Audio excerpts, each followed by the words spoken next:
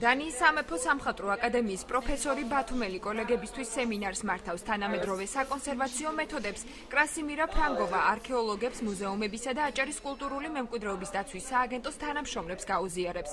დღევანდელ შეხვედრაზე პროფესორმა ყურადღება გათხრების შედეგად მოპოვებული ექსპონატებისთვის პირვანდელი სახის შენარჩუნების მეთოდებზე გაამახვილა. უცხოელი ექსპერტი ბათუმში კიდევ 9 დღეს დარჩება. ამ ხნის განმავლობაში დაგეგმილია გონიო აფსაროსის ტერიტორიის ძველი და ახალი არქეოლოგიური უბნების შესწავლა.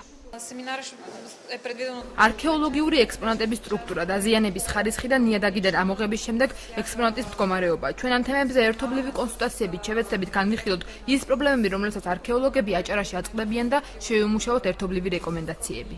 Ცაველი პირობებში მაინც ვიყენებთ პოლიეთინელის ამ საშუალებებს, რომელიც საერთოდ მინდა გითხრათ, რომ ისეთი ხანგრძლივი გამოყენების თვალსაზრისით მაინც უარყოფითად მოქმედებს, მით უფრო ჩვენთან მოგხსენებათ ისეთი საკმაოდ ნესტიანი კლიმატია, ამიტომ ეს ხანგრძლივ გამოყენებაში, რა თქმა უნდა, ეს შედეგიანი არ იქნება. ამიტომ ჩვენ დღეს მოვისმენთ და ბუნებრივად გავითვალისწინებთ თუ რა შემოგთავაზებენ ჩვენი ექსპერტები. სემინარებიც მაგითო არის, რომ ჩვენ რაღაცნაირად ვაჩვენოთ და მიუთითოთ ჩვენ არქეოლოგებს, რომ უფრო დეტალურად განვიხილოთ ყველა ობიექტი და ყველა ამოღებული არტეფაქტი, მისი მდგომარეობა წარმოვიდგინოთ გარე სამყაროში, არის სად იყო და ეხლა სად მოხდება. ეს არის უპირველეს ყოვლისა მივეჩვევთ ანალიზს, პრობლემების გაანალიზებას, ზუსტი კითხვების დასმას, რა პრობლემა გვაქვს და შემდეგ მივხედოთ რაღაცა გზები მოვძებნოთ გადაჭრის.